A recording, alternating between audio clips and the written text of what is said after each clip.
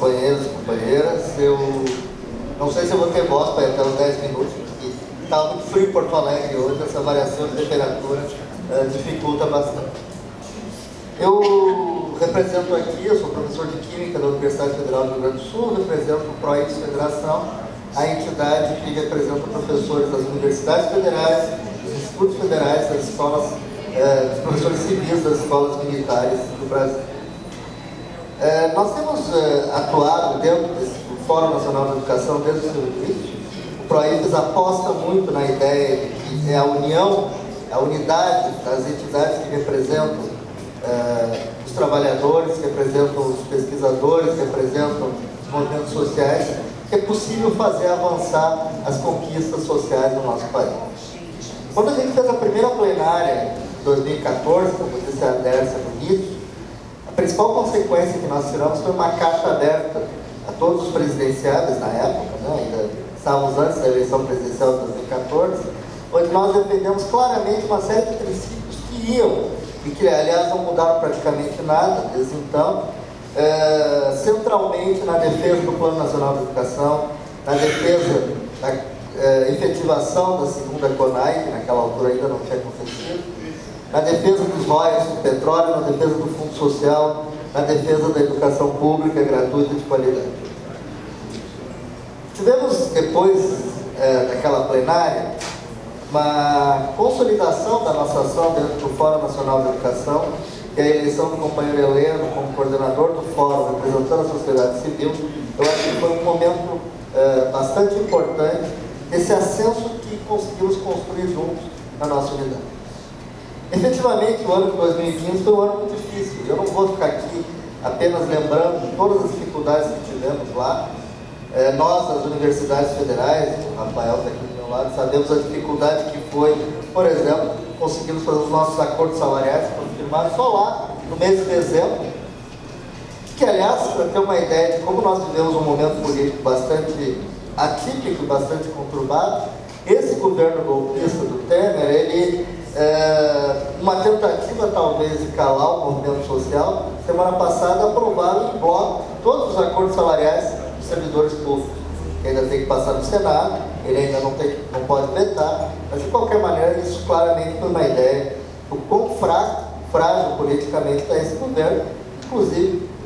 tentou fazer esse gesto no movimento dos servidores federais, que evidentemente não cola no sentido de nos calar, tanto é que cá estamos. O golpe que se produziu no Brasil, ao estilo paraguaio, porque foi muito parecido com o que aconteceu com o presidente Lula no Paraguai, ele efetivamente tem uma série de características que já foram muito bem colocadas aqui, de vertentes internacionais e vertentes nacionais, que eu não vou repetir todas. Efetivamente, nós temos a plena compreensão de que há um movimento internacional claramente integrado a isso. Basta ver o que está acontecendo na Argentina, quando, sem um golpe semelhante ao nosso, mas com a eleição do Maurício Macri, a situação econômica, a situação dos direitos trabalhistas, a situação do serviço público lá tem se deteriorado dia após dia. A Argentina, nos últimos meses, tem vivido períodos de inflação de 7,5% ao mês, coisa que nós no Brasil estamos discutindo se teremos isso ao ano. Então, na realidade, efetivamente, essa coalizão de forças que resolveu dar o golpe, entendeu que não era mais possível avançar naquela sua pauta de retrocesso dos direitos sociais dentro do governo da Dilma, ele tem posições que são muito claramente de ataque forte aos direitos dos trabalhadores e aos quais nós temos que fortemente nos revelar. Várias colocações já foram feitas, como, por exemplo, essa fascistização das relações entre professores e estudantes, por exemplo, está sendo proposta, por exemplo, dentro desse projeto de escolas sem partido, mas até mais objetivamente do que isso, o projeto do deputado lá do PSDB do Rio Grande do Norte, da tipificação do crime de assédio ideológico, como se fosse possível que o professor em sala de aula não expusesse a sua visão ideológica de mundo, mesmo ao dar aula no curso de Química, como eu faço. Esse tipo de tentativa de restringir a nossa capacidade de fazer com que as pessoas possam entender que é um outro mundo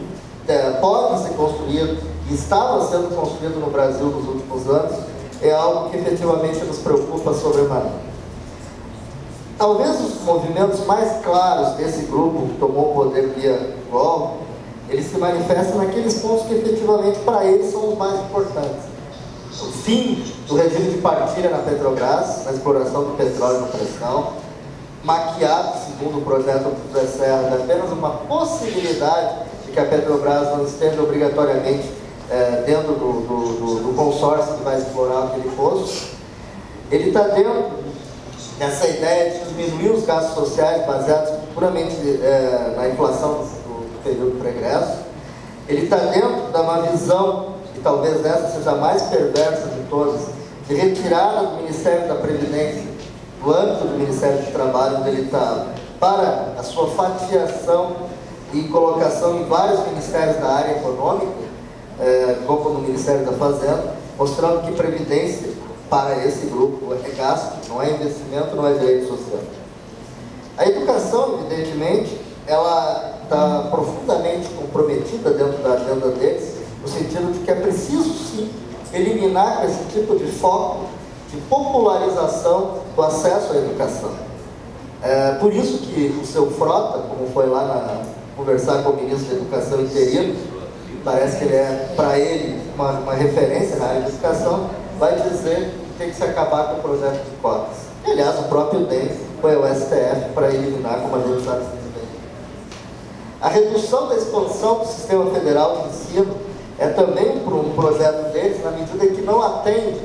aquilo que aconteceu no Brasil nos últimos anos, com a criação desse enorme número de universidades federais, com a criação de 32 institutos federais de educação, ciência e tecnologia, com a criação do SISU como uma forma de acesso bem mais amplo às universidades e institutos federais, como a lei de cotas que faz com que 50% hoje das vagas das nossas universidades sejam para pessoas oriundas e egressas da escola pública. Esse tipo de sistema não atende à visão de privatização que esse grupo político tem e que a gente conhece muito bem.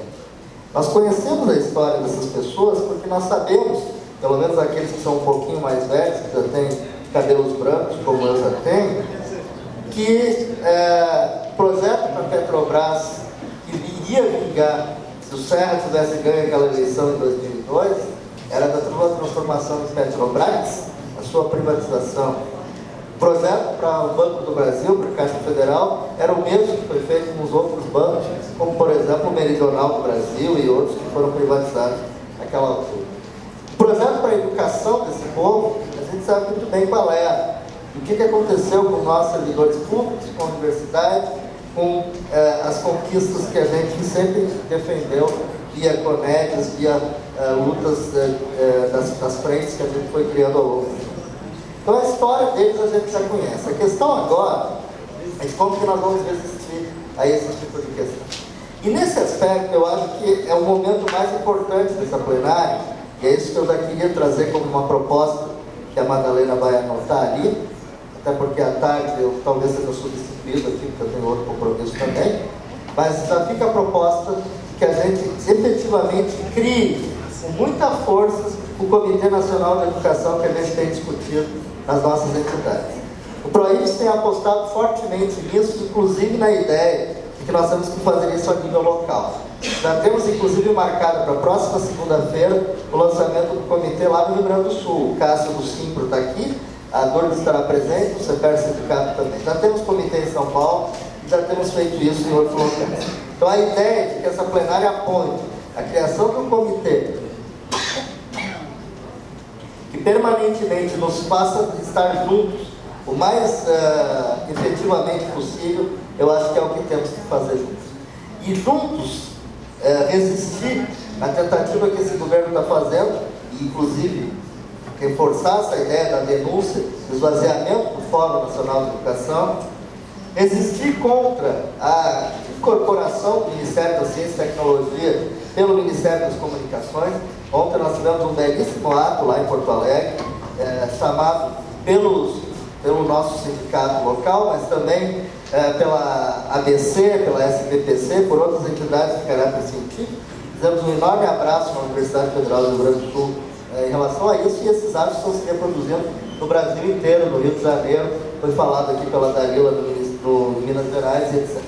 Então, efetivamente, nós precisamos fazer com que essa nossa ação conjunta construiu uma ação muito importante dessas entidades, que fez com que o Plano Nacional de Educação, ainda que ele não seja o Plano Nacional de Educação que nós sonhávamos, nós não conseguimos conquistar os 10% de investimento direto na educação, mas conseguimos fazer com que passasse para 10% pelo menos o investimento do PIB brasileiro em educação. Foi a luta dessas entidades que fez com que o projeto dos royalties trouxesse 50% do fundo social do petróleo para a educação, coisa que o governo não queria fazer, propunha apenas os rendimentos do fundo naquela altura. Isso é uma prova para mim e para nós do PROIRES que efetivamente nós precisamos agora de muita mobilização para conseguir resistir contra esses ataques. Isso vai ser independente do fato de que o Congresso e a Comissão Especial do Impeachment consiga reverter aqueles votos que a senadora Fátima, que aliás eu queria lembrar seu enorme papel em defesa da educação, e a prova é o fato de ela ter estado aqui com a gente. Independente do fato do Congresso aprovar ou não aprovar o impeachment, que transformaria um governo interino em governo efetivo, ainda ilegítimo, posto que voto não tem, mas de qualquer maneira, independente desse fato acontecer ou não, nós temos que nos mobilizar, porque essas forças sociais aí, que conseguiram essa maioria no Congresso Nacional, e já agiam dentro do governo anterior, e as nossas críticas a gente nunca apagou, nós nunca fomos entidades que tivemos uma característica de renunciar à nossa autonomia, à nossa independência, à nossa capacidade de saber o que estava certo e o que estava errado naquele momento lá. Essas forças vão continuar vivas e fortes na sociedade. E nós, forças que acreditamos na democracia, acreditamos no progresso social, acreditamos que é preciso que o Brasil tenha ainda mais programas sociais para que possa se transformar num país efetivamente mais justo e mais solidário para todo o seu povo, nós precisamos estar muito mobilizados para conseguir fazer com que essas conquistas não se percam nos próximos momentos da vida nacional. Por isso que, para mim, a principal importância dessa plenária é efetivar a criação do Comitê Nacional de Defesa da Educação Pública. E eu acho que esse comitê tem que ser bastante amplo, porque nós temos que compreender a necessidade de pluralidade dentro desse nosso movimento, porque é dentro dessa pluralidade que nós vamos conseguir a coesão necessária para avançar. E dentro dessa amplitude de visões diferentes que vamos continuar tendo entre nós temos que ter uma visão própria daquilo que efetivamente é o importante, que é a defesa da educação pública como direito, é a defesa do investimento nacional em ciência e tecnologia para impedir que o Brasil volte a ser o que era nos anos 90, um país subalterno que não tinha voz ativa em nenhum momento na política internacional. Então, nesse sentido, o PROIRES Federação se coloca totalmente dentro dessa visão de que é preciso construir um Comitê Nacional pela Educação Pública. Estaremos participando deles, assim como já estávamos e continuaremos com o professor Heleno, defendendo a necessidade que o Fórum Nacional de Educação, que é de Estado, não é de governo, ele tenha todas as condições para continuar funcionando. Vamos à rua para defender isso, vamos às ruas para defender a universidade pública, para defender a lei dos pisos dos professores dos estados, para defender as conquistas daquelas pessoas que sempre estiveram afastadas da possibilidade de educação no Brasil, que são os mais pobres, que são aquelas minorias sociais que durante 500 anos foram agredidas no Brasil. Vamos à luta, companheiros, nós temos plenas condições, essa plenária está mostrando isso.